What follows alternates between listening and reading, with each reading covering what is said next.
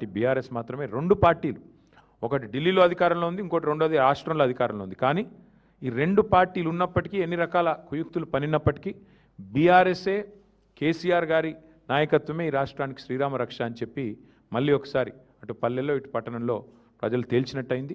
మరి ఇదే ఉత్సాహంతో రేపు హైదరాబాద్ కార్పొరేషన్ కానీ, మిగతా కార్పొరేషన్ వరంగల్, ఖమ్మం కానీ, అట్లాగే జిల్లా పరిషత్ ఎన్నికలు పెడితే వాటిలో కానీ ఇదే ఉత్సాహంతో ముందుకు పోతాం. డెఫినెట్గా ఎక్కడెక్కడైతే ఈ దుర్మార్గాలు అరాచకాలు జరిగినాయో వీటిని వదిలిపెట్టం. అవసరమైతే వాటి మీద న్యాయ పోరాటం చేయడం, వాటి మీద ఇంకా ఎట్లాంటి వ్యూహాలు అవలంబించాలో అవన్నీ కూడా పార్టీలో చర్చించి నిర్ణయం తీసుకుంటాం. కానీ మళ్ళొకసారి మా కార్యకర్తలకి, నాయకులకి, మాకు సపోర్ట్ చేసిన ప్రజలకి, మాకు ఓటేసిన ప్రజలకి చాలా స్వల్పమైన తేడాతో ఓడిపోయాం. కొన్ని చోట్ల ఒక ఓటుతో, అర ఓటుతో ఇట్లా రకరకాలుగా జరిగినాయి. అక్కడ కూడా ఓడిపోయిన వాళ్ళు కూడా ఎవరు నిరాశ పడవద్దని, బేజారు కావద్దని చెప్పి కూడా వారికి కూడా విజ్ఞప్తి చేస్తూ మీకు కూడా మళ్ళొకసారి ధన్యవాదాలు.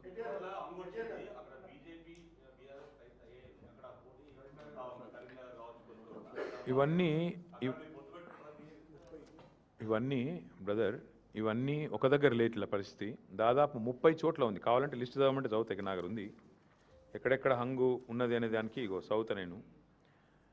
జనగామ, మహబాదు, కేసముద్రము, వర్ధన్నపేట, గద్వాల, అల్లంపూరు, దేవరకద్ర, ఇగో మొత్తం 30 లిస్టు ఉంది. దీన్ని బట్టి ఏమర్థమవుతుంది నీకు? మేము ఆల్రెడీ స్పష్టంగా గెలిచింది దాదాపు ఒక 15-16 ఉన్నాయి. అవి కాకుండా 30 హంగు ఉన్నాయి. అంటే రాష్ట్రంలో 117 చోట్ల ఎన్నికలు జరిగితే 30 హంగు ఉన్నాయి, 15 మేము గెలిచినాం. అంటే 46 ఓనికి వాళ్ళు గెలిచిందని.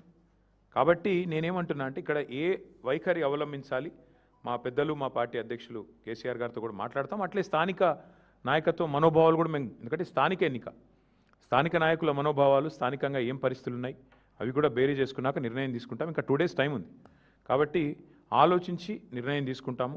ఇప్పుడు నేను ఓపెన్గా చెప్పాను, కొత్తగూడెంలో కాంగ్రెస్, బీజేపీ రెండు కలిసి సింగరేణికి అన్యాయం చేస్తున్నాయి. ఇందులో వేరే ఉద్దేశం ఏం లేదు, మాకు రాజకీయపరమైన ఉద్దేశం, ఎజెండా ఏం లేదు. సింగరేణిని రెండు జాతీయ పార్టీలు గొంతు కోస్తున్నాయి. ఇవాళ కాంగ్రెస్ దోపిడీ చేస్తుంటే బీజేపీ ఎందుకు మౌనంగా ఉంటుందని మేము అడుగుతున్నాము. ఆధారాలతో ఆధార సహితంగా మేము స్పష్టంగా కుంభకోణం జరిగిందని బయటపెడితే ఎందుకు బీజేపీ ఉపేక్షిస్తున్నది? ఎందుకు రేవంత్ రెడ్డిని కాపాడుతున్నది? రేవంత్ రెడ్డి బావమరిదే కింగ్ పిన్గా ఇంత పెద్ద కుంభకోణం నడుస్తుంటే భారతీయ జనతా పార్టీ ప్రభుత్వం ఎందుకు అడ్డుకుంటున్నది? ఎందుకు అడ్డుకోలేకపోతున్నది? ఎందుకు కాపాడుతున్నది కాంగ్రెస్ అరాచకాలని అనేది మా ప్రధాన ప్రశ్న. అందుకే సిపిఐ నాయకత్వానికి నేను అందుకే ఓపెన్గా చెప్తా ఉన్నా, ఇలాంటి ప్రత్యేకమైన పరిస్థితులు ఉంటాయి అక్కడక్కడ. దాన్ని బట్టి మరి మా పెద్దలతో చర్చించి, పార్టీలో చర్చించిన తర్వాత స్థానిక నాయకత్వ మనోభావాలు దృష్టిలో పెట్టుకుని నిర్ణయం తీసుకుంటాం.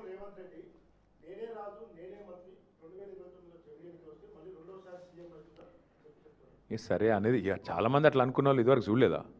తుగ్లక్ ఉండే ఒకడు, చాలామంది ఉన్నారు అసంటోళ్ళు. అట్లాంటి పిచ్చి తుగ్లక్లు చాలామంది ఉంటారు. అట్లాంటి వాళ్ళు వస్తారు, పోతారు. ఎవ్వరూ పర్మనెంట్ కాదు. నేనే రాజు, నేనే మంత్రి అనుకున్న వాళ్ళు చాలామంది అట్లనే గాలి కొట్టుకొని పోయినరు. ఈ దేశము చాలా గొప్ప దేశం. ప్రజల చైతన్యాన్ని కూడా ఎవరైనా తక్కువ అంచనా ఇస్తే చాలా తెలివి తక్కువది.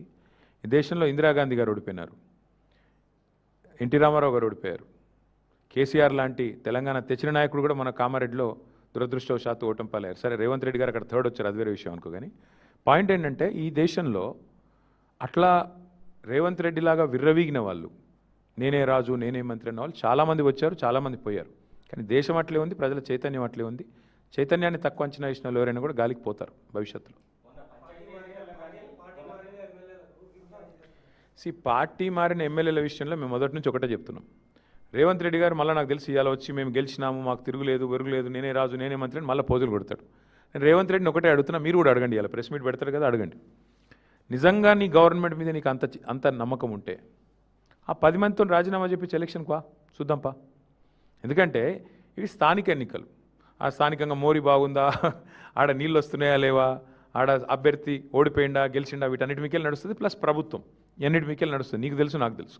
ఇప్పుడు బాన్స్వాడ్ ఉంది ఫర్ ఎగ్జాంపుల్ చెప్తున్నాను. నేను పోయి మొన్న ఆడ సవాల్ చేసిన పోచారం గారిని, రండి రాజీనామా చేసి రండి, భయం ఎందుకు? నిజంగానే బాన్స్వాడ మున్సిపాలిటీ గెలిచిన అంటది కదా కాంగ్రెస్, రా మరి గోదాలోకి రా, బాన్స్వాడలో రాజీనామా చేయి.